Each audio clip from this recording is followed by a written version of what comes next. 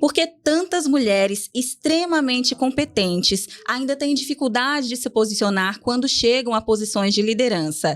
Hoje nós vamos falar sobre a voz da mulher que lidera e estamos recebendo aqui na nossa mesa a nossa queridíssima jornalista e psicóloga, Carita Bezerra. Seja bem-vinda, Carita. Obrigada, Daiane. É um prazer estar aqui nesse podcast maravilhoso e falando de um tema incrível. O prazer é todo nosso e eu vou começar já com uma pergunta aqui, Carita, que é o seguinte: por que tantas líderes sentem que ainda não estão sendo ouvidas? Consegue contar pra gente? Posso? Pode. Calma, já, a gente tem suspense. Calma que depois da vinheta a gente vai voltar com esse assunto e a Carita vai contar tudinho, não vai? Tudinho. Não sai daí. Por tintim.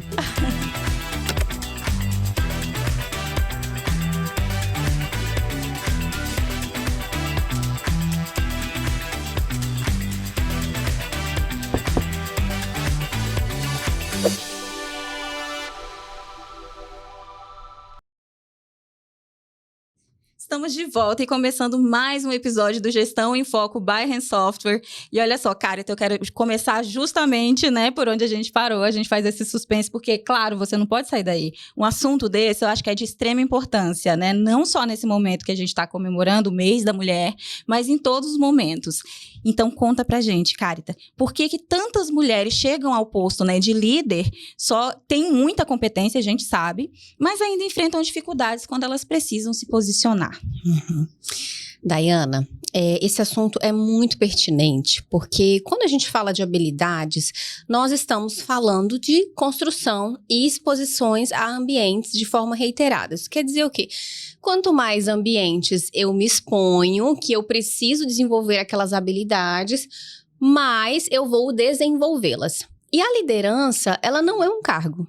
Liderança é a soma de determinados comportamentos que mobilizam a equipe, que trazem a equipe para um projeto em comum, para determinados objetivos. E dentro dessa soma de comportamentos, a gente tem essa capacidade da comunicação assertiva, que é uma habilidade. É uma habilidade. Então, Exatamente. Aquela história, Carita, você é uma líder nata, existe? Não existe. Provavelmente este sujeito, ele foi submetido a espaços nos quais ele precisou desenvolver esta habilidade e por isso nele esta habilidade é mais visível. Esse comportamento é mais fluido, ele consegue desempenhá-lo melhor. E quando a gente fala de mulheres, e pensando nesse contexto de posicionamento, da comunicação assertiva, deste espaço, é importante que nós façamos o quê? Nós nos apropriemos de contextos culturais e sociais. Quem é este papel social da mulher? Então, vamos voltar para as nossas conquistas recentes. Todas as nossas conquistas em termos de autonomia e de direitos foram conquistas, elas não nos foram dadas. Então, a gente precisou lutar pelo voto, lutar para estudar, lutar para trabalhar. E muitas vezes esse trabalho era condicionado a autorizações de maridos nos espaços sociais. Nós tínhamos aquele lugar da mulher submissa, da mulher silenciada, que os assuntos que competiam a ela eram assuntos relacionados à casa, simplesmente. Os espaços de decisão não eram espaços que prestigiavam. Então, se a gente for analisar isso, pensando em história, em linha do tempo, é muito recente nossas conquistas. Então, isso me diz o que dessa mulher? Esta mulher, ela não está habituada a ter esta habilidade do posicionamento. Não foi a ela concedida a possibilidade de desenvolvimento a partir da história, seja das suas ancestrais, seja dela, ela poder ter e desenvolver isso. Então, quando ela chega nesse cargo de liderança, porque ela reúne outras habilidades, e porque hoje nós já temos um trabalho de muito mais conscientização com relação a esta mulher líder, essa competência técnica, porque até isso também era questionada, quando a gente assume postos de trabalho, quando a gente pode trabalhar, nós ainda somos colocadas em cargos que pagam menos, em espaços em que nós não podemos desenvolver lideranças, e isso vai sendo suprimido. E aí, quando a gente consegue conquistar, a gente ainda tem que fazer a dualidade das nossas jornadas, que é a jornada tripla. quando a gente fala sobre isso. Exato. E aí, pensando nisso, não é que essa mulher, ela não sabe se posicionar.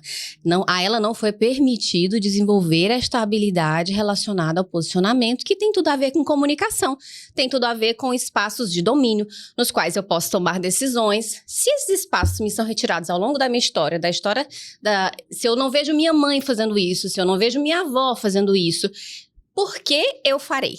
Então, isso tem que ser desenvolvido nessa liderança. Ótimo, Carita. Você até já meio que respondeu a próxima que eu ia te perguntar, mas eu acho que vale a pena a gente reforçar para trazer, né, sob a luz da psicologia também. Você acha que esse desafio que essas mulheres enfrentam, que nós mulheres enfrentamos, né, é mais técnico ou emocional? Ele é cultural. Né? Por quê? Porque é a cultura que significa os nossos papéis. E é a partir desse significado dos nossos papéis que as nossas emoções vão mediando essas relações, ok?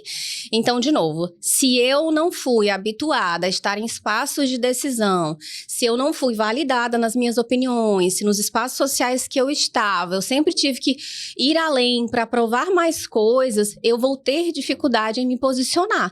E vou ter medo de fazer isso. E vou ter medo de frustrar a expectativa que tem sobre mim. E aí, a gente pode pensar que é um contexto sociocultural que impacta de forma importante a gestão dessas emoções na hora de se posicionar. A percepção dessa mulher sobre o papel dela. Não sei se ficou claro. Muito claro, muito claro. Então, a gente sente, aqui tem um comentário, mas que era meio uma pergunta, mas isso é fato, na verdade, né? Porque nós, mulheres, eu acredito, pelo menos na minha vivência ao longo da minha carreira, eu sinto que a gente acaba sofrendo uma pressão maior quando a gente ocupa posição de liderança. Às vezes, parece ser uma pressão até maior que a que os homens sofrem, você não acha? E aí, de novo, né? Não é o que eu acho, é o que a gente vê, relata e o que os marcos históricos nos mostram. As mulheres, sim, elas são mais invalidadas quando elas estão em posição de liderança. Parece que a gente tem que provar algo o tempo todo, exatamente. Senão nós não somos boas o suficiente. Vamos lá, vamos pensar em exemplos simples.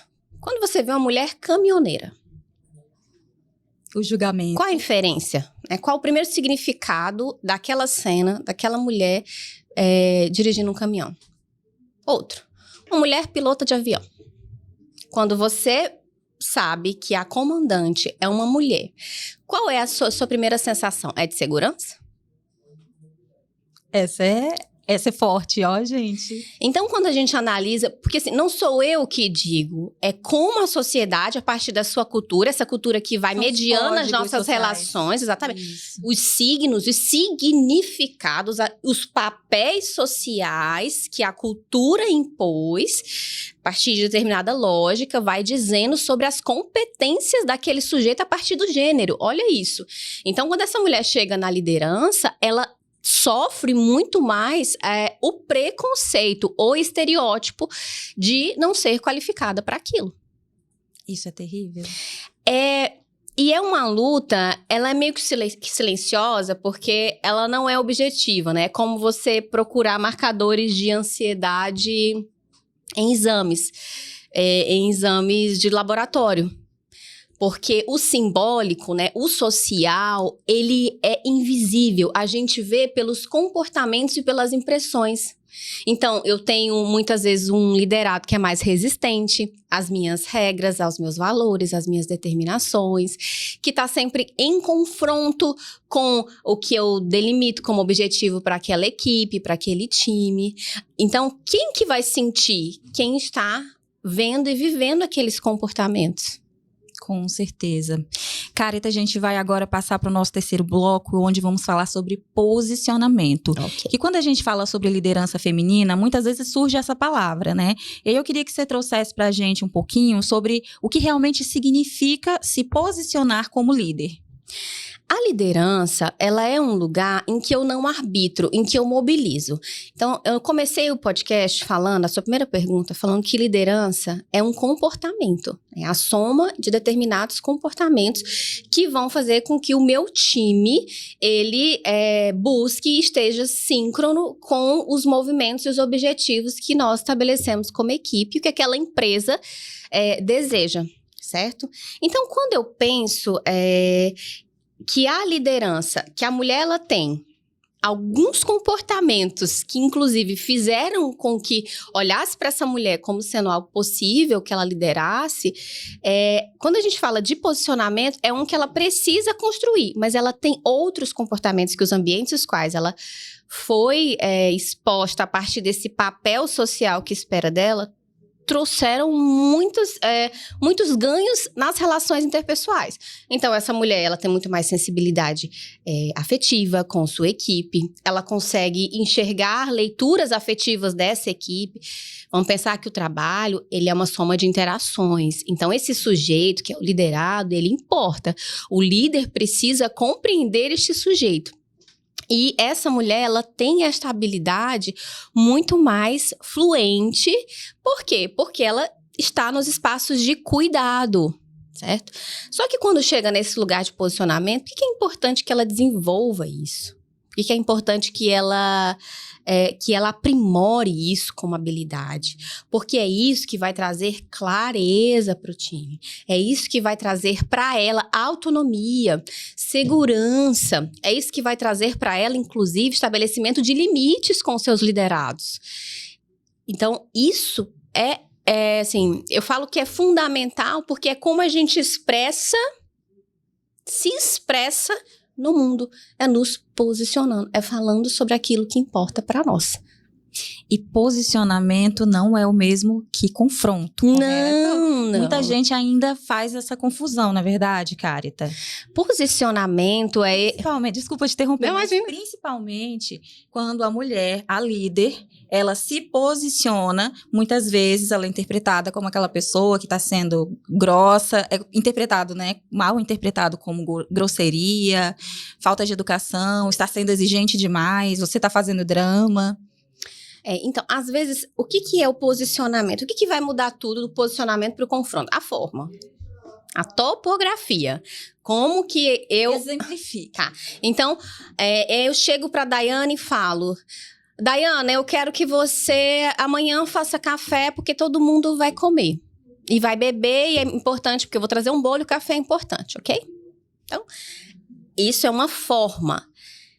Quando eu chego para você, Daiane, nós alinhamos que café ficou como sua atribuição para amanhã, está dentro das metas da nossa equipe. Amanhã é o dia que o fulano traz o bolo e que você ficou com o café, ok? Alguma objeção? Olha como muda, né? Completamente. A topografia, exatamente. A forma como esse posicionamento se apresenta. Então, vamos lá.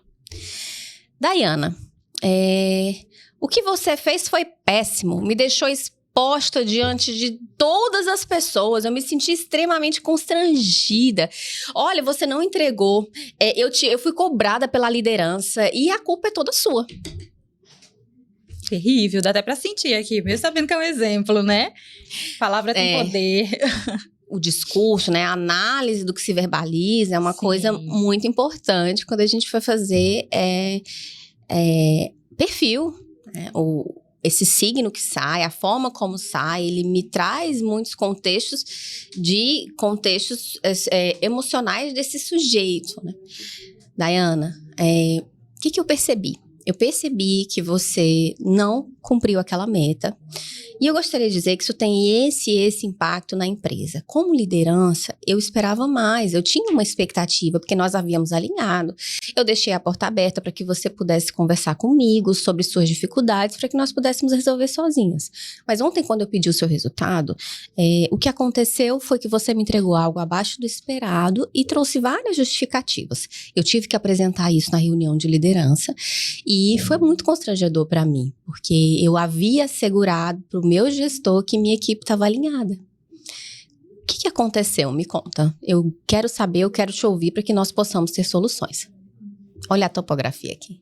Totalmente diferente. Então, o posicionamento, ele nada mais é do que você pensar estrategicamente o que você vai falar, não a partir de terceirizar ao outro responsabilidade, mas os comportamentos esperados que você deseja do outro e como que você vai fazer para que isso seja convergente para os movimentos da sua equipe. O que ela fez na primeira apresentação foi um processo de trazer a insatisfação dela para jogo e como isso a afetou. Por isso que é muito importante, quando a gente pensa em liderar, que o líder, ele busque autoconhecimento. Ele saiba quais são os seus pontos fortes, quais são os seus pontos frágeis, emocionalmente falando. Ele saiba compreender quais são as suas expectativas, como que são as relações interpessoais, né? Qual é o trato que ele tem com as pessoas. Para quê? Para que nós possamos trazer um posicionamento assertivo, desenvolver a estabilidade da comunicação assertiva dessa liderança. Okay? Ótimo, Carita.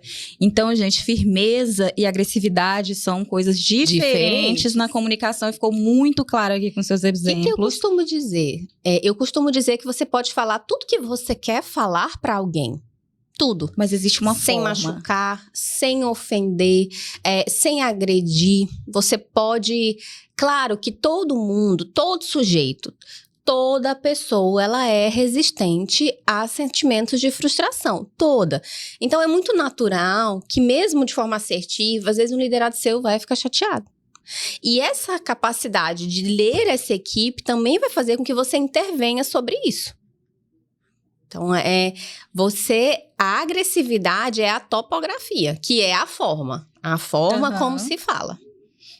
E aí a reação do outro, né, às vezes você fez essa comunicação como você exemplificou aqui, né, mas sem agressividade, né, mas sim relatando, chamando a atenção para o que realmente deveria ser visto, porém a pessoa... ela nem sempre, dependendo do comportamento, do perfil, né, do seu liderado, ele pode interpretar de forma equivocada ou de forma mais pessoal, né? Porque às vezes a gente tem dificuldade de lidar com as falhas, na verdade. O ser humano tem dificuldade. E às vezes o mal entendimento pode partir disso, dessa dificuldade. Não é verdade, Carita? O que eu digo? Quando eu exerço uma liderança com um vínculo, com limites claros, com expectativas claras, que isso também inclui posicionamento, com espaços de circulação claros, com pertencimento, as chances de eu dar um feedback posicionado, assertivo, e isso soar pessoal para o meu liderado é muito baixa. Sim.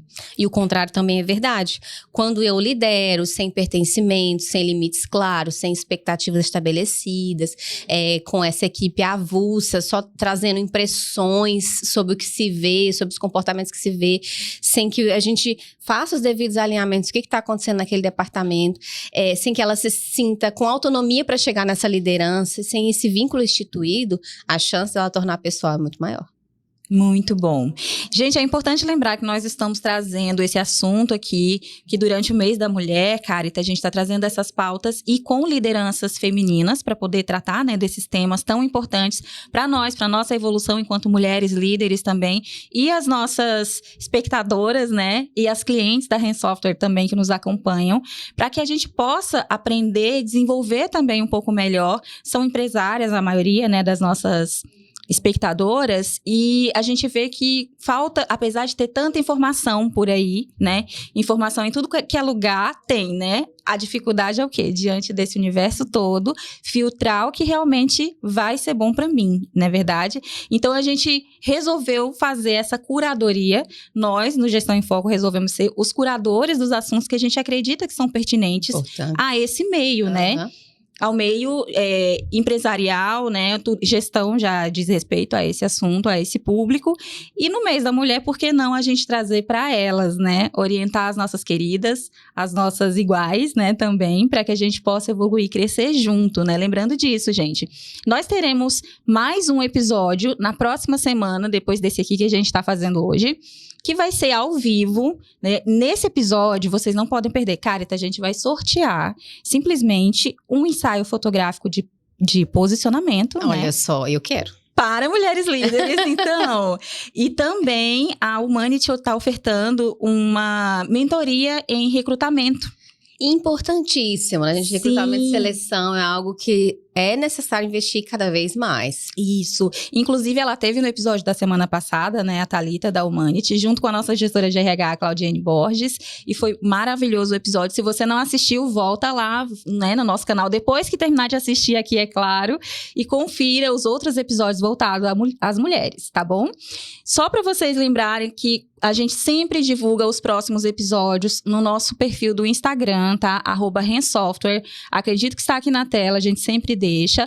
Vão lá, sigam, acompanhem os nossos conteúdos. O post do sorteio, inclusive, né, tá lá já. Vai, se você ainda não comentou, não cumpriu ali as regrinhas que a gente colocou, vai lá daqui a pouco, faça a sua parte, que você vai estar concorrendo a esse ensaio de posicionamento e a essa mentoria da Humanity sobre recrutamento, que é importantíssimo, né? Muito. Então, que além da gente falar, né, sobre se posicionar na comunicação, a gente também precisa parecer que se posiciona, né, Carita? Sim. Lembra, nós estamos o tempo inteiro comunicando os signos, né? Sim. Os nossos movimentos, eles se comunicam, né? Existe a comunicação corporal e paralinguística, que é, corporal é o quê? Comunicação postural, gesticular, microexpressões faciais, e a comunicação na fluidez que ela sai, latência, ritmo, né? Que é exatamente isso que eu falo. Então, quando a gente pensa em parecer posicionada, existem vários signos que são lidos socialmente, que dão esta impressão, que são comunicados socialmente.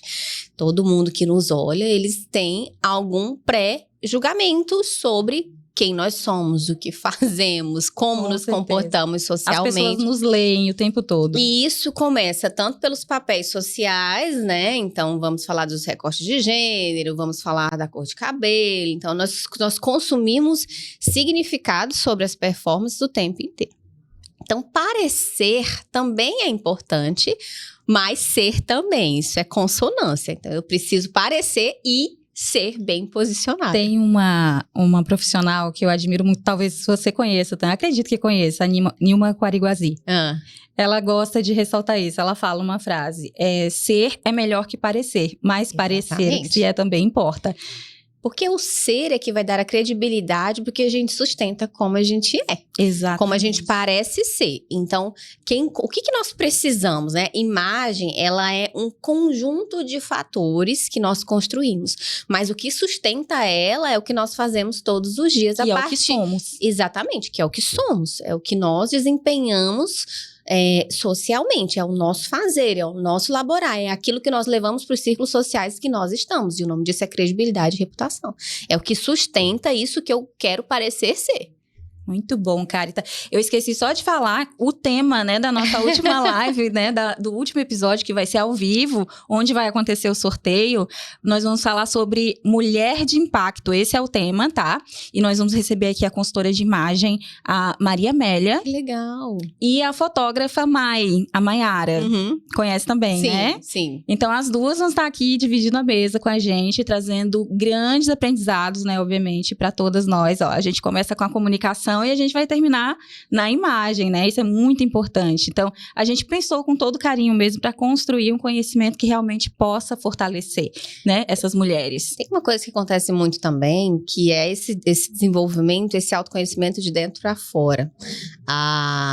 É muito importante que é recomendado, inclusive, que essa mulher ela passe a se conhecer a partir das suas próprias significações. Então, quando essa mulher, ela se entende, ela sabe quem ela é, ela sabe o que faz ela feliz, ela sabe o que ela deseja para a vida dela, ela consegue fazer escolhas mais assertivas em níveis externos. Lembra que para a gente parecer ser, a gente precisa ser, de fato. Então, quando a mudança, em geral, quando essa paciente, quando essa líder, quando esse sujeito, ele está em processo de autoconhecimento, ele começa a fazer as mudanças, né? Essa forma como ele se expressa na sociedade, para o outro, do que está sendo mexido aqui dentro, ele já começa automaticamente, faz parte do processo. Então, eu tenho uma paciente que ela chega muito triste, cabisbaixa, e a gente vai cuidando de cada demanda que ela traz, o que eu noto nela? Essa comunicação corporal. Então, eu vejo que ela vem mais maquiada, eu já vejo que ela vem com roupas mais coloridas. Aí você vê, tá funcionando. Eu já vejo que ela tá mudando. A gente sabe pelas próprias narrativas que elas nos trazem de enfrentamento, mas como isso se externaliza, como isso vem de dentro para fora. E uma coisa que é muito importante elas preservam a identidade delas. Elas preservam o que é importante para elas. Daiane, identidade para nós é significado de vida. E é a partir do que significou a nossa vida. De onde nós viemos, quais círculos sociais nós fomos construídos. Estes espaços são muito importantes para nós. Então, essa liderança, se a gente pudesse generalizar, a liderança também precisa disso. Ela precisa, para performar em espaços estressores, estar em espaços seguros que fazem sentido para ela. Muito bom, Carita. E é importante isso que você falou do se transformar de dentro para fora, né? Primeiro você trabalha o interior e depois você externaliza isso. O que a gente vê acontecendo muito desde que começou-se a falar muito sobre posicionamento, né? Nas redes sociais, branding pessoal. As pessoas têm confundido muito isso com a construção de uma personagem, né? Exatamente. E esquecem que, para trabalhar essa questão, esse posicionamento externo, existe um trabalho muito rigoroso, delicado e detalhado que precisa acontecer antes, né? Que é esse interno que você está trazendo. Fantástico, né? Como se a gente tivesse generalizado um estereótipo. Eu tô aqui batendo no microfone. De sucesso, né? Tem sem Pessoal, problema, desculpa, acontece. tá? É que eu gesticulo muito. É como se eu pegasse uma forma e replicasse isso, esquecendo de olhar de fato para este indivíduo. Quem é este indivíduo? Mas mais que isso, Daiane, o que ele faz, essa imagem comunica também com o que ele faz. Com quem ele quer falar. Com quem ele quer falar, com quem ele é. E com o que ele quer falar também. Nós não nos movimentamos de forma prolongada em espaços que não são bons para nós. Provavelmente, essa performance ela vai trazer sofrimento a longo prazo, sofrimento emocional importante. Se não tiver significado, se for algo que parte de uma demanda do outro para nós, não tem significado. O que não tem significado não tem identidade, não se sustenta. E provavelmente vai trazer vulnerabilidade emocional. Com certeza. E a gente vê acontecer muito, né? A pessoa começa, se posiciona de uma forma, aparece de uma forma e de repente, ou ela some, que acontece muito, ou ela só lembra de quem ela realmente é e desiste daquela máscara. Quando isso acontece ainda é bom, porque a pessoa reconhece, né? Sim. Por mais que você erre, mas você reconheceu e soube, né, mudar, seguir o caminho ali, o curso correto. É importante. Carita, agora a gente vai falar sobre comunicação e construção de respeito, tá? Mas antes, eu quero chamar a atenção de vocês para seguirem o perfil da Carita. A Carita, lá no perfil dela, fala sobre comunicação e também o que mais, Carita? Falo sobre comunicação, né? Essa expressão que tem assuntos relacionados à oratória, a comunicação assertiva, que está dentro dos nossos processos de relações interpessoais. E agora também estamos abordando autoconhecimento, esse lugar mais direcionado para insights, né, sobre a própria vida, sobre essas necessidades que a gente acabou de falar, que está diretamente relacionado com os nossos campos emocionais. Muito bom. Então, gente, para saber mais sobre essa temática, inclusive o que a gente está falando hoje, né, conhecer um pouco mais sobre o trabalho da Carita, acompanha ela nas redes sociais. Lá, eu acredito que tenha, né, o seu link lá do WhatsApp, se precisar falar com você. Sim. Carita é psicóloga, atende também, né? Também. Clinicamente. Então, é uma profissional completa. A gente não à toa tá falando com você hoje, Carita, porque unir essas duas linhas, né? Comunicação e psicologia, né? Comportamento é fundamental. Comunicação e comportamento não tem como separar um do outro, não é verdade? Não. Então, vindo aqui para a parte de falar sobre construção de respeito, muita gente acredita que a autoridade ela vem do cargo, né? O que você pode nos falar a respeito disso? A autoridade, né, não está inerente ao cargo, está como eu me comporto com as pessoas que estão ao meu redor. Então, eu desenvolvo autoridade a partir de saber, né? Por exemplo, então eu tenho autoridade técnica. Porque eu sei, eu tenho conhecimento e eu mostro isso e desenvolvo isso no meu dia a dia. Outras pessoas vão validar isso e vão, né? Eu tenho autoridades com relação a comportamentos, porque eu faço aquilo que eu falo e eu vou desenvolver essa autoridade. A pergunta é, você está me falando de autoridade sobre as pessoas obedecerem? Ou autoridade sobre essa construção de quando a pessoa lembrar de alguém, lembrar daquele sujeito, que ele é bom naquilo? Então, a gente está trazendo aqui comunicação, né? Inclusive, tem uma pergunta aqui que eu acho que vai ajudar a gente a desenvolver bastante, a comunicação, a forma de se comunicar. Você acha que ela impacta no respeito da equipe? Sim, com certeza. Que aí a equipe vai te entrar enxergar como a autoridade. Olha, essa decisão eu vou tomar de acordo com as orientações que eu tenho da minha liderança. Ou eu não vou tomar também de acordo. Tá. Então, vamos pensar que o respeito, ele é posterior ao vínculo. Então, eu desenvolvo o respeito a partir do momento em que eu desenvolvo algum tipo de vínculo com aquele sujeito. Para eu desenvolver vínculos com aquele sujeito, eu preciso me sentir pertencido àquele espaço. Então, a forma como essa liderança maneja esse time vai impactar em como este time se sente seguro e conectado com o que essa liderança decide. Ou quando essa liderança decide algo, porque também a liderança não é arbitrar. Sim, isso é muito importante, confunde, né? A liderança não é ordem, né? Não é um sujeito que vai chegar e vai mandar em tudo. Se nós pudéssemos pensar, né, na coisa mais simbólica, pensando no exercício desse líder, é servir, não mandar. Então, a partir do conhecimento de quem é o meu time, desse olhar minucioso, cauteloso, delicado sobre o meu time, como que eu vou fazer para atingir os nossos objetivos usando as estratégias que essa equipe vai manejar. Então, o líder, ele é como se fosse o curador do que aquele departamento está cuidando, dos objetivos daquele departamento, e ele vai, né, trazendo essa equipe para ele, para que os objetivos sejam convergentes, para que os movimentos sejam convergentes. E aí, o respeito está aí.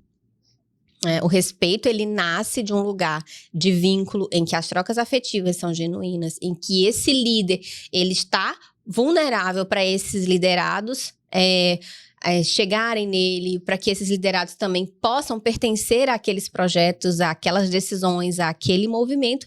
E esse líder, ele vai levar essa equipe para os seus resultados, para os seus objetivos, a partir do que a empresa determina, a partir do que é também meta da empresa. Com certeza.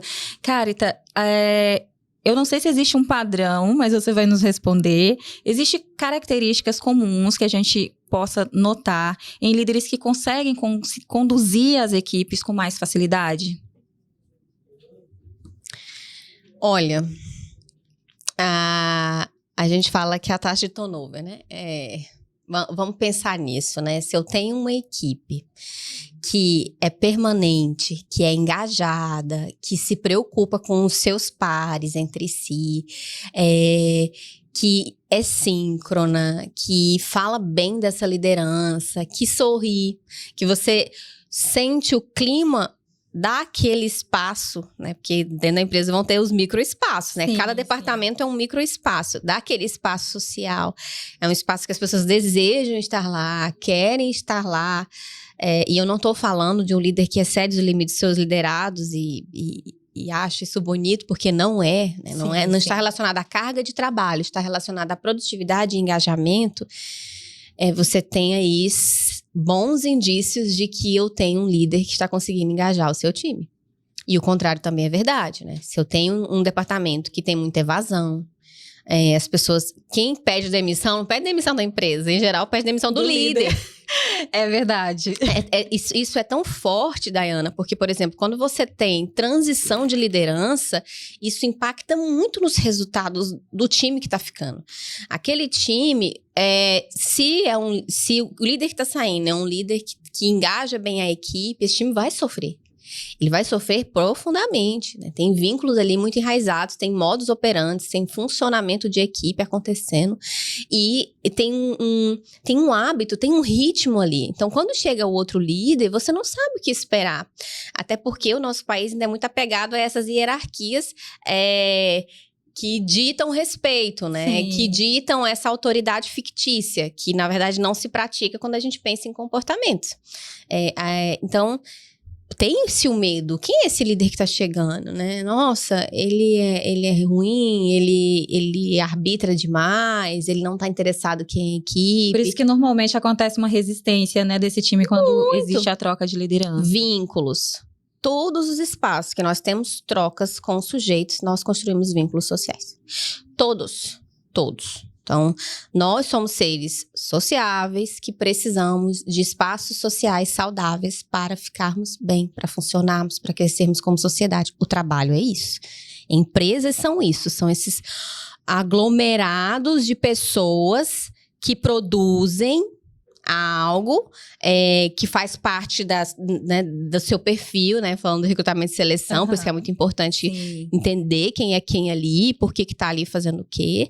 Mas essas pessoas estão investindo energia de conhecimento, energia emocional, energia social, e elas passam mais tempo no trabalho do que em casa, se a gente for somar. Então, dentro dessa realidade, pensando em identidade, pensando em subjetividade, esse vínculo instituído, a pessoa vai ter resistência. Vai ter resistência. Então, é o meu líder que me conduz, é o líder que dá segurança para a equipe, é o líder que dá seguridade psicológica para a equipe, segurança psicológica, muito importante falar sobre isso. Então, se ele sai, eu vou me sentir vulnerável. E o estado de vulnerabilidade, ele é algo que vai ser sentido. Com certeza. Carita, você falando de construção de vínculo, né, com a sua equipe, do emocional e tudo, um ponto muito importante nessa liderança que cuida disso, que preza por isso, é a escuta, né? Como se cria vínculos, como você vai entender, né, o momento do seu liderado também, sem a escuta, não é verdade? E aí eu queria que você trouxesse aqui pra gente o que significa a tão falada escuta ativa na prática. Tá. Então, vamos pensar que a comunicação assertiva, vou contextualizar a comunicação assertiva porque tem tudo a ver com isso, né? Ela parte de um lugar em que eu consigo estabelecer limites claros e me posicionar falando o que eu preciso falar sem ofender, nananana. Bom, para que eu desenvolva a comunicação assertiva, eu preciso desenvolver o processo de empatia. Tá? E esse processo de empatia, ele começa quando eu olho para mim mesma. Uma pessoa que está excedendo seus limites de forma reiterada não vai estar bem emocionalmente falando. Então, quando eu olho para mim mesmo, quando eu consigo enxergar, quando eu consigo me ver nesse processo e olhar para o que importa para mim, eu vou conseguir fazer isso com os meus pares, com os outros. E aí é que tá. Então, quando eu começo a desenvolver a comunicação assertiva, eu preciso entender quais são as minhas expectativas e como que o outro entra nesse contexto. Para que eu consiga entender do outro, eu preciso parar de pautar o outro. Eu preciso aprender a ouvir o outro de forma genuína. E tem uma falácia sobre empatia, que é a capacidade de se colocar no outro. Ninguém tem capacidade de se colocar no outro. Assim como ninguém tem capacidade de se colocar no lugar da Dayana, ninguém tem capacidade de se colocar no lugar da Carita, porque às vezes a gente vai ter vivendo a mesma situação, só que significando ela de outras formas, a partir da nossa história de vida, ok? Então, quando eu falo de empatia, eu falo dessa escutativa para tentar não fazer inferências, mas para compreender de fato, genuinamente, o que aquele outro está querendo me dizer. E a comunicação, ela precisa, para que haja competência social, muito importante, né, esse elemento, competência social, ou seja, eu preciso conseguir enxergar como os meus comportamentos estão impactando o outro. Como o outro está inserido nisso. Ora, se eu sou um departamento que o resultado e a produtividade dos meus liderados impactam os meus resultados e vice-versa, que os meus comportamentos impactam os meus liderados, escutá-los é muito importante para eu ter feeling, para eu ter feedback, até para eu conhecê-los, para eu ter abertura, pertencimento. Então, a escutativa, ela acontece quando ela acontece de forma genuína. Não é eu querer pautar ou querer colocar valor em cima do que o meu liderado está falando. Se ele está me dizendo que ele está sofrendo, eu não vou chegar para ele e falar assim, que nada, eu já passei por isso várias vezes e eu não senti da mesma forma. Isso não é escutativa. Que acontece tanto, né? Infelizmente. Se você quer ouvir para falar, já não é escutativa. Você vai ouvir para ouvir. É o interesse genuíno no que o outro tem a dizer a partir da própria perspectiva dele. E é isso que vai construir esse vínculo. O pertencimento começa aí. Quando o outro importa para você e ele sente que importa para você. Muito bom, Carita. Agora eu queria te perguntar aqui, como que uma líder, né, a gente está falando das mulheres, pode criar um ambiente onde as pessoas se sintam mais à vontade para falar, né? Porque para que essa escuta ativa aconteça, é importante também que eu crie o ambiente propício para que haja essa fala, né? Porque também existem os feedbacks, os famosos feedbacks, né? Que são ali pontuais, periodicamente, que a própria empresa já regula quando que vai ser e todo mundo precisa cumprir, é um protocolo, né? Mas, fora esses, eu acredito que os mais genuínos acontecem sem essa formalidade. Como que eu crio esse ambiente para que o meu liderado consiga se sentir mais à vontade para poder chegar e passar também o feedback dele para mim, obviamente? Eu crio essa cultura. Eu, líder, crio culturas dentro do meu departamento. Se a comunicação é algo que é importante para o meu fazer de líder, eu vou instituir rotinas de comunicação. Eu vou abrir estes espaços verbalmente falando. E começa por mim. O líder, ele também está no movimento de trabalho daquela equipe. Então, pode começar por ele, caso ele note que tem liderados muito introspectivos. É muito importante também que o líder tenha um olhar sobre quais emoções estão mediando aquelas relações.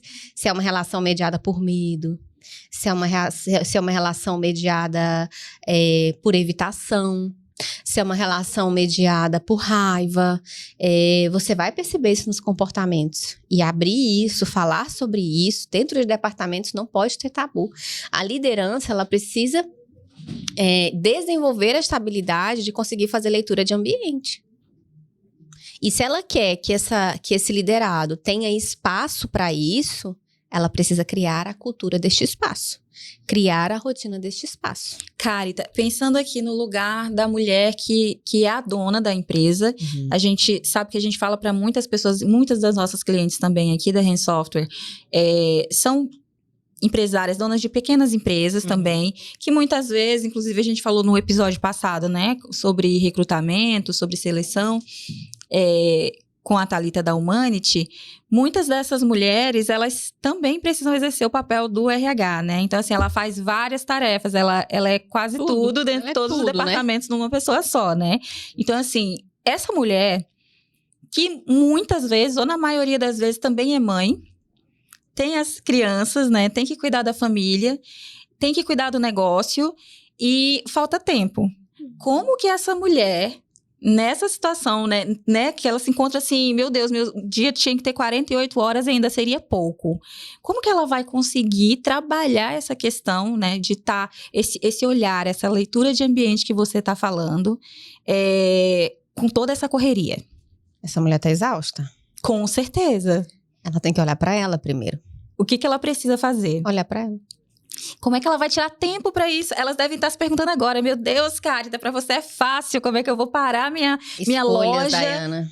Escolhas. Prioridades. Se você não estabelece as prioridades na sua vida, o ambiente estabelece as prioridades e você vai só surfando no que vai aparecendo. É como aquele ditado, né? Se você não escolhe, alguém escolhe por você. Alguém escolhe por você o tempo inteiro. Então, eu quero muito viver este negócio. Eu quero ter uma vida de qualidade. O que eu estou buscando? Eu preciso me conhecer. Se eu não estou bem, é impossível que eu esteja bem no meu laborar. Eu não sou uma pessoa em casa e uma pessoa no trabalho. Eu sou um ser humano íntegro. Eu posso, claro, dentro do trabalho, ter alguma automonitoria relacionada a um determinado comportamento que eu quero alterar ali, que não cabe pelo espaço social. Mas eu não sou duas pessoas. Então, se eu estou sobrecarregada na minha rotina como um todo e não começar a olhar para mim mesmo, muito dificilmente eu vou ser uma boa líder. Porque eu estou em sofrimento, eu estou esgotada. Recurso emocional não é uma coisa que você enche e fica cheio. Recurso emocional, ele parte de lugares que são significativos para você, que você precisa encontrar, torná-lo rotina e ir se retroalimentando para você conseguir lidar com situações estressoras. Se eu só esvazio, e são os recursos emocionais que nos permitem ter enfrentamento. Se eu só esvazio, vai chegar uma hora que eu não tenho um cartãozinho de enfrentamento para tirar do meu bolso. Eu tenho que me cuidar. Eu preciso me cuidar. Essa mulher, e a gente normaliza muito isso, né? Eu falo de jornada tripla, com muito pesar, porque nós sabemos que isso acontece. A mulher, ela em geral, ela não externaliza suas emoções de forma importante, e ela tem os sentimentos que a gente chama de internalizantes, os sintomas internalizantes. Então, ela implode, né? E isso é uma receita perfeita para depressão. Processos ansiosos recorrentes podem ter a depressão como comorbidade. Então, isso uma hora explode. Ou você vai explodir na sua casa em agressividade. E aí, de novo, né? A agressividade, ela é um lugar, quando a gente pensa nos estudiosos que tratam a comunicação não violenta, que ela vai falar desse formato, desse tipo, que é a agressividade, é de um lugar de uma pessoa sem necessidades atendidas. Então, quanto menos necessidades eu atendo de mim mesma, mais agressivo eu tendo a ser no ambiente, a externalizar isso por meio desse comportamento. As nossas emoções estão o tempo inteiro mediando os nossos comportamentos. E os nossos relacionamentos por consequências. E as nossas expressões. E a comunicação é a via disso. Então, observa. Eu tô me tornando uma pessoa ríspida, eu tô me tornando uma pessoa agressiva. Eu não era assim. O que tá acontecendo? Dá um passinho pra trás e se cuida. Cara, isso me fez lembrar um ponto da minha conversa com a Thalita, dona da Vila Salute. Você deve conhecer também. Ela participou, né, do nosso primeiro episódio, do segundo episódio do Mês da Mulher. E ela trouxe a história dela, né, como que elas começaram a empresa, como que, né, abriram a segunda loja.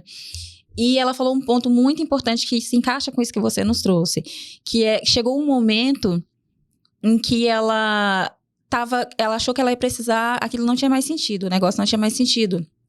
Porque ela pensou que não dava mais certo, que não estava nada acontecendo de interessante, que ela estava só reclamando. Ela, e assim, não precisou alguém chegar e falar pra ela, né? A esposa dela chegava, dava algum toque, mas com cuidado, né? Não queria apontar, sabia que ela devia estar passando por um momento emocional, né? Desafiador. E ela falou que ela mesma precisou olhar. Chegou um belo dia e ela virou a chave. Ela pensou, gente, eu tô reclamando demais. E enquanto ela reclamava, a sócia, né, e parceira dela, falava que as coisas estavam evoluindo, que estava dando certo, via o lado bom, né? E ela não conseguia enxergar, ela só conseguia reclamar. Mas quando ela parou e teve esse insight, né, nossa, eu preciso parar com isso. Ela parou e enxergou o que estava acontecendo de errado, o que ela estava fazendo que não estava condizente com aquele momento, e ela conseguiu reverter a situação, e ela acha que a loja é maravilhosa hoje, né? Depois desse momento, ela diz que existem 2 momentos da empresa. Antes desse momento de reclamação e depois que ela percebeu, né, o que estava acontecendo. Então, assim, casa com isso que você nos trouxe, né? Se essa mulher ela tá cuidando da empresa, tudo que ela quer, obviamente, quando você tem uma empresa, você quer realizar seus sonhos com base naquilo, né? Você quer crescer. Então, você adoece, quem vai cuidar? Não é verdade? Tem uma analogia simples que você pode fazer, né? Inclusive, é até uma fala muito recorrente quando a gente vai em seminários de empreendedorismo, né? Você é funcionário dessa empresa. Da sua própria empresa. Você é funcionário da sua própria empresa. Ela é o recurso que você vive, que você se sustenta, que traz dignidade, porque dinheiro é dignidade. Ela foi o seu recurso também de algumas realizações pessoais, provavelmente o segmento que você escolhe, algo que você gosta de trabalhar, que você acredita. Se você adoecer hoje, o que vai acontecer com essa empresa? Quem vai cuidar dela? Se você se neste momento do crescimento dela, todas as atividades relacionadas à parte administrativa, financeira, estão centralizadas em você. Se você não estiver bem, existe um sucessor? Quem vai cuidar deste lugar que você trabalha para ele e que é importante, que faz parte da sua história, da sua identidade? E aí é que tá, né? Quando você fala assim, mas eu não tenho tempo. que é possível dentro deste contexto. Trabalha o que é possível. E se tá difícil, busca ajuda. 1 hora do seu dia pode ser um investimento em você. E aí, de novo, né? Não caiam na firula de que autocuidado é skincare.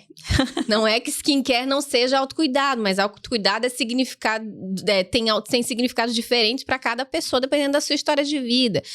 Não fica 1 hora que você está no Instagram procurando soluções para o seu momento e tendo aqueles estímulos rápidos que só alteram quimicamente o nosso cérebro. É 1 hora que você pode estar olhando para você e pensando nos caminhos que você está fazendo e encontrando de fato significados que vão te movimentar. E até mesmo mudar essa percepção ambiental que está sendo movimentado por esse excesso de estímulos estressores. Pensem em vocês, né? Não tem como eu ser uma boa líder bom. Lembra a assertividade? Primeiro eu sou empático comigo mesmo. E é muito engraçado. E é incrível. Quando a gente começa a priorizar as nossas necessidades como sendo um espaço de direito nosso, nós concedemos ao outro também o direito de ter as próprias prioridades. Isso não nos incomoda mais. E o contrário também é verdade. Quando nós nos esgotamos, excedemos os nossos limites o tempo inteiro, a gente tem expectativa de que o outro faça aquilo também de forma reiterada. E quando ele não faz, se torna algo pessoal. Mas não é sobre o outro, é sobre mim. Tudo sobre mim. Gente, tudo começa em você, né? No final das contas, tudo começa na gente mesmo. Exatamente. E assim, não é uma ditadura porque também tem as obrigações acessórias, né? Às vezes, Dayana, é um banho quente digno.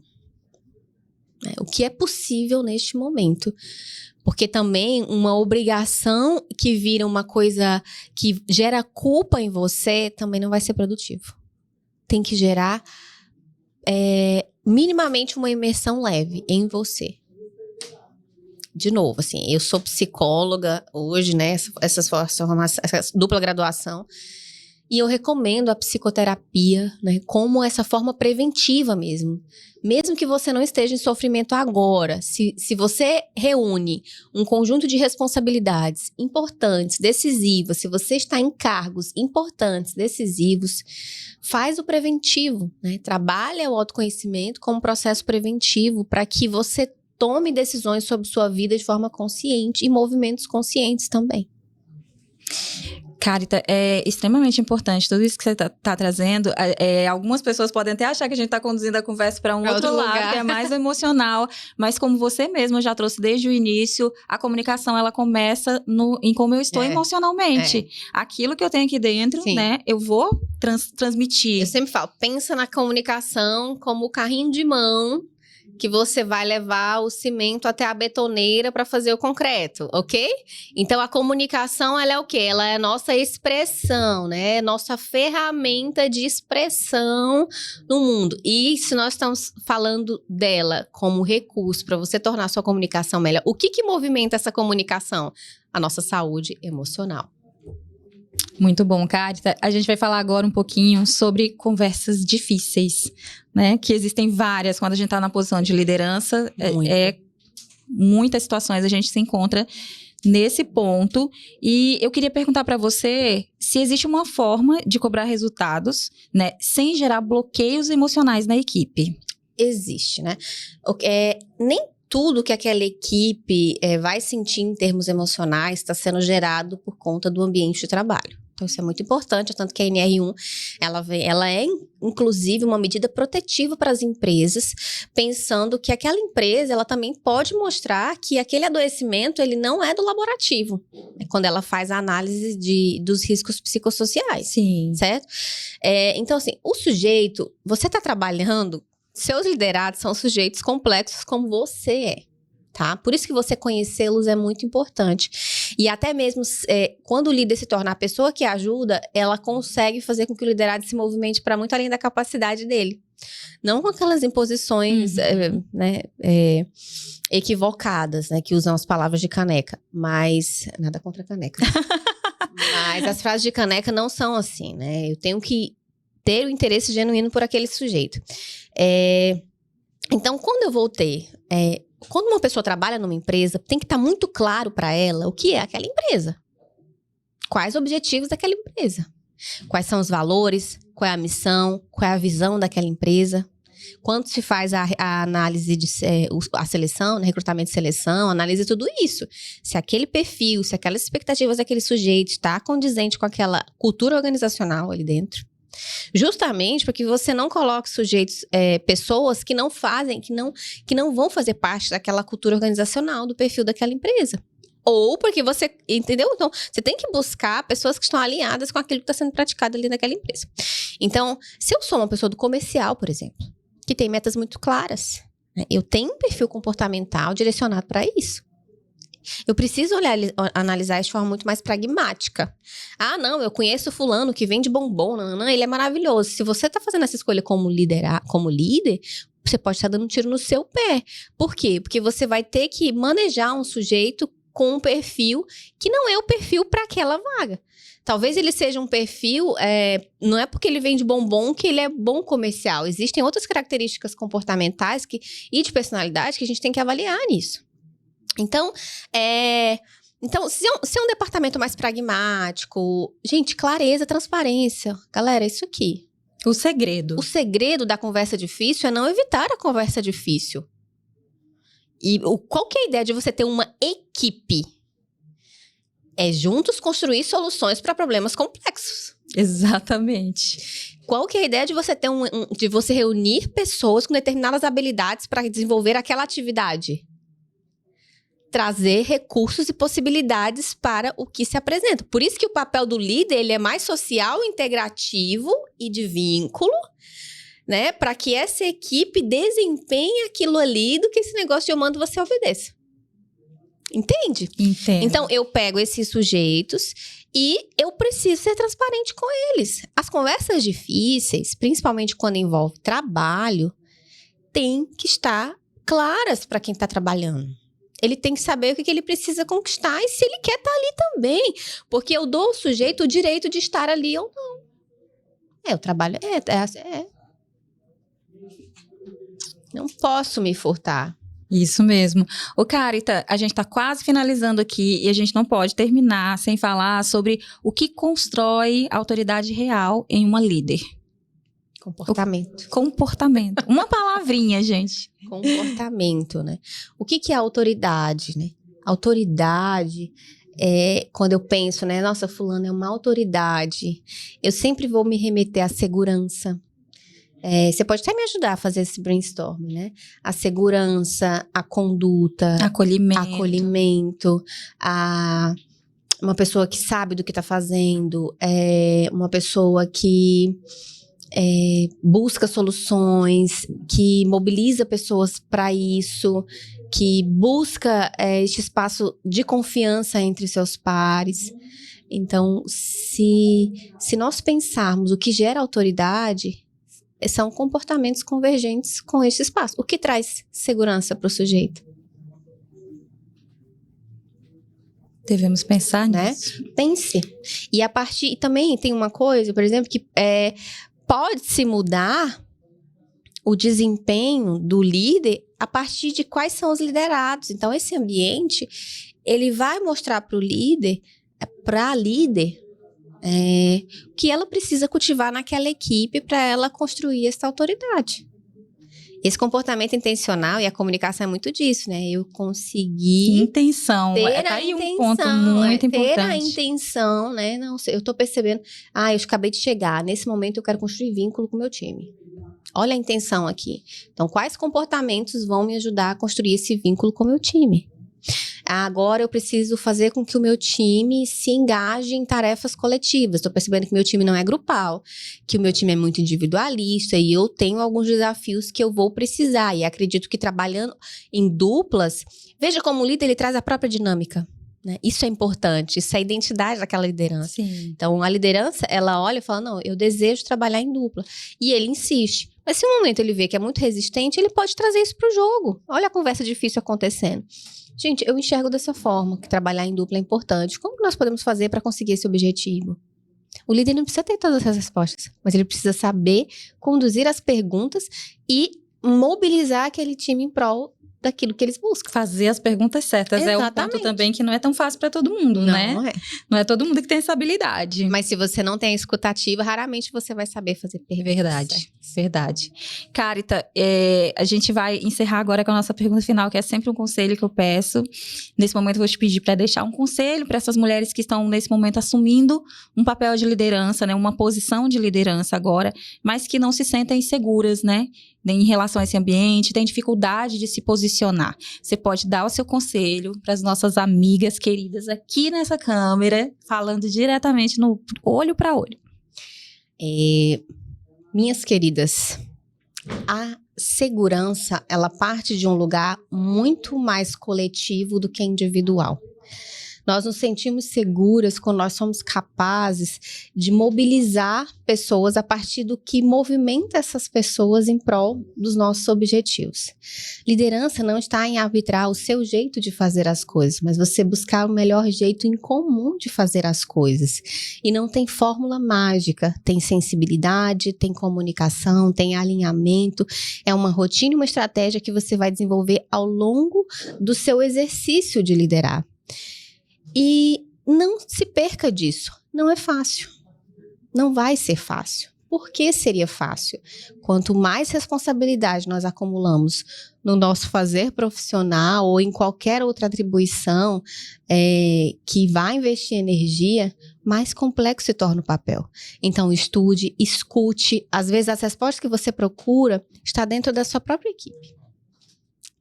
Eu sempre falo, tenha menos certezas e mais questionamentos e busque na fonte isso, que é quem você está liderando. Isso importa. E vai buscar conhecimento, não para. E autoconhecimento também, né? E autoconhecimento, comece com ele, inclusive. Muito bom, Carita. Gente, então, fechando aqui, Carita, mais uma vez, muito obrigada. Peraí, calma. Isso não é um conselho, é uma reflexão. Olha, gente... Tá Arrasou. Você não tem que fazer, né? Não. Você precisa pensar a respeito. Pense sobre isso. Joguei isso aqui. Vai que faz sentido. Ótima, cara. Muito obrigada mesmo pelo seu tempo aqui, que eu sei que é precioso. A gente sabe como é que é corrido também. Você também é mãe, você também, né, tem seu próprio negócio. Enfim, são muitas facetas também dessa mulher que está aqui, né, contribuindo com a própria experiência de vida e profissional, obviamente. Te agradeço imensamente por esse tempo, por compartilhar seu conhecimento aqui com a gente. Muito obrigada. Daiana, eu agradeço o convite, quero parabenizar vocês por esse podcast. A Rensoft é uma empresa que eu admiro muito por todas as iniciativas que demanda no mercado, que pauta o mercado, e para mim é sempre uma satisfação estar aqui. O convite, aliás, a minha disponibilidade continua aberta para o convite de vocês. Espero que quem nos assista aproveite, pegue algumas reflexões que fazem sentido e se sinta acolhido e abraçado também. Muito bom. E eu preciso... Abraçada. Acolhida, abraçada.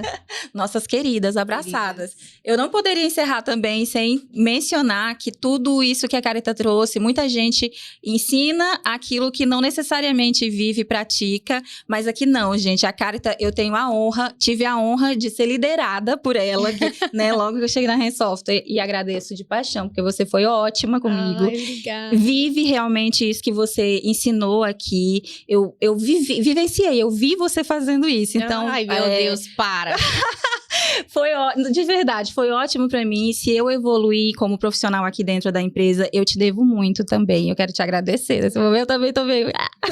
Não vou deixar cair nada, mas você foi muito importante sim, nesse processo. Muito obrigada, Carita. Daiana, eu que agradeço a oportunidade de poder ter te liderado. E valide também os seus movimentos. Você cresceu muito porque você quis crescer e fazia sentido para você. Eu tenho a honra mesmo, e não pode ser uma vaidade, né? Na psicologia a gente costuma aceitar as emoções.